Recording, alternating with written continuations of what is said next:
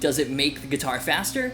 No, but also maybe. I mean, there's no denying it. This guitar has a massive amount of Chad energy.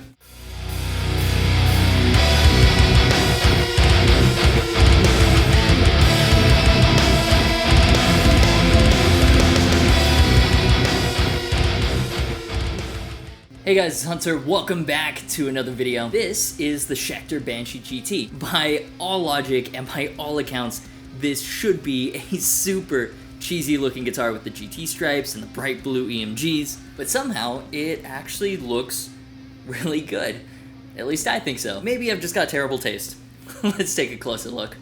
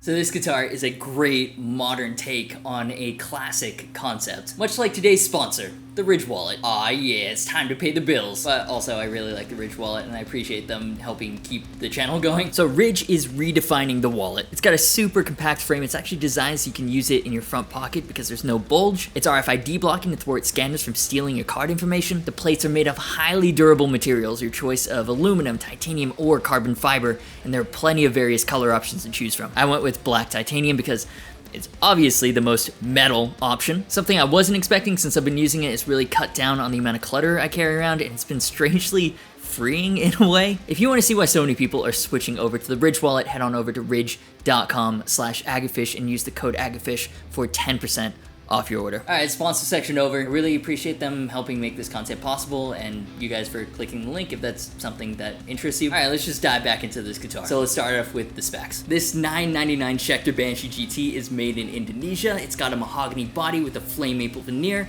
a 3-piece maple neck with carbon fiber rod reinforcement for extra stability, and an ebony fingerboard. The ebony fingerboard is actually one of the best I've come across on an import guitar in a long time. Really smooth, really well hydrated, just very premium feeling. And the offset Roman numeral inlays, I think they look super badass in like a subtle way. It's not cheesy. Now for the rest of the looks, I mean, there's no denying it. This guitar has a massive amount of Chad energy. All it really needs is like a flame decal and maybe a monster sticker to really fulfill its maximum Chad potential. The racing stripes, my guess is they're inspired by the Mustang GT. Does it make the guitar faster?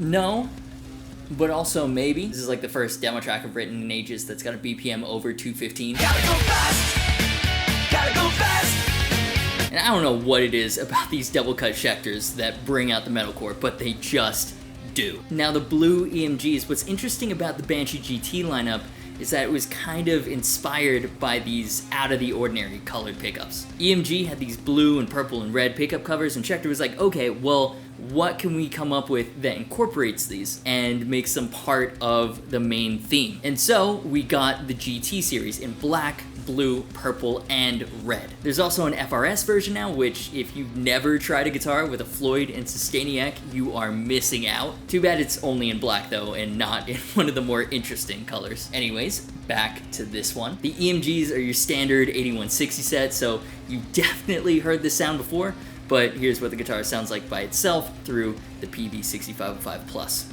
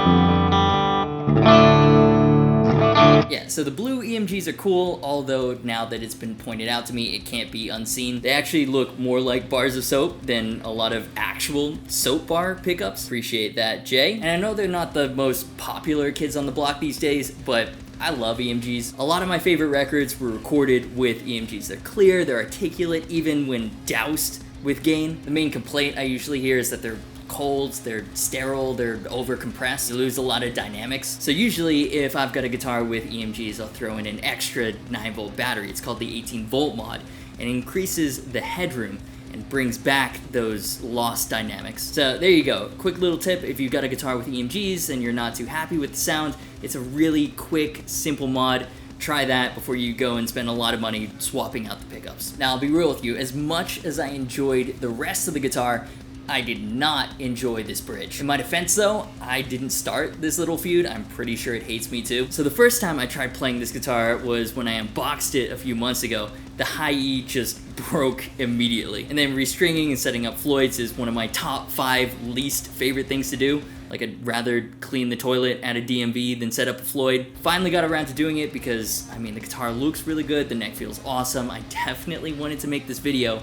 I was just dreading that Floyd, and oh my god, it was terrible. I'm sorry, I'm not being cheeky or anything. It's just, I quite hate Floyd Roses. It's perfectly dreadful. It would just get stuck, like it'd get stuck pulling forward, adjust the tension screws, it wouldn't move until suddenly it would just spring back, adjust the screws again, no movement. So I've got it set up now, and it hasn't given me any problems since. But yeah, getting there in the first place was a long and arduous journey. Now, I'd love to show you the tuning stability while doing dive bombs and, you know, crazy stuff, but I've kind of lost the trem bar. That being said, for what it's worth, it does feel solid enough, like noticeably more solid than a regular Floyd Special. And that's because this is what Schecter calls a hot-rodded Floyd Special, where key components have been upgraded with stainless steel parts. So it's supposed to make it more reliable, and it also looks cooler too. So the guitar looks cool, the EMGs are cool, the Floyd Special is the best thing about this guitar is how it feels. Yeah, I've said it before, where a lot of Schecters have something weird going on, where they look great, they have great specs, but there's just something about them where a lot of them don't feel, for lack of a better term, alive. I know, it's weird, it's not too helpful, but it's the best way that I can describe it. And not so with this one. The Banshee GT feels alive. I think I've come to the conclusion that with import guitars, unless they've got a nitro finish, satin is always the way to go. Thick poly in general feels so plasticky, whereas satin, at least to me, you feel more connected with the guitar. It's sleeker, it's smoother, and feels more high-end, or maybe this is just a particularly well-built guitar. Anyways, just wanted to point that out because it was one of the first things that I noticed about this guitar from the moment that I picked it up. The second thing I noticed were the frets and rounded fingerboard edges. They are good, and I mean very good. And the extra jumbo frets are also massive. Like generally you can be pretty sure that Korean made models from the brands that use world music are gonna have great fretwork. Indonesian ones, sometimes yes, sometimes not so much. I mean, it's as good as the fretwork on my Made in Korea Banshee Mach 7 Evertune. And trust me, that says something. They both feel like equally high quality instruments. From the front, this Chad-tastic guitar looks like it should be neck through, but it's actually not. It's what Schecter calls ultra access. It's also what ESP calls set through, which is like a set neck, but with a massively aggressive cutaway, so it feels almost like a neck through, though without all the benefits of a true neck through, like sustain, for example. And what I love about Schecters as compared to Ibanez, for example, is that even on models geared towards the shred, they don't have the flat-backed necks. It is still a little thin for my taste. Schecters always tend to have quite thin necks, but it's got a nice U-shaped profile. No D-shapes here. So the Schecter Banshee GT really surprised me. First off, it's just a super comfortable playing experience, which I don't always get with super shredders, whether it be because the neck shape or super flat fingerboards. And I think Schecter's found a really nice balance with the extra thin U and 14-inch fingerboard radius, but also just the look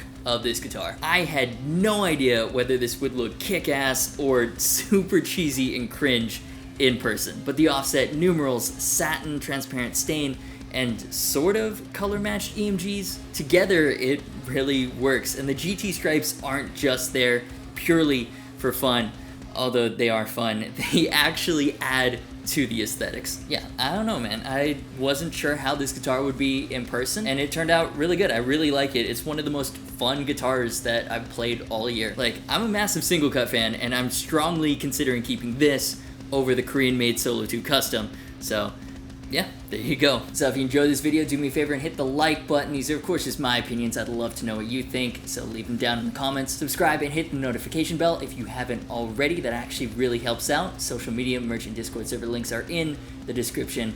As always, thanks so much for watching. You've been awesome, and I'll see you for the next video.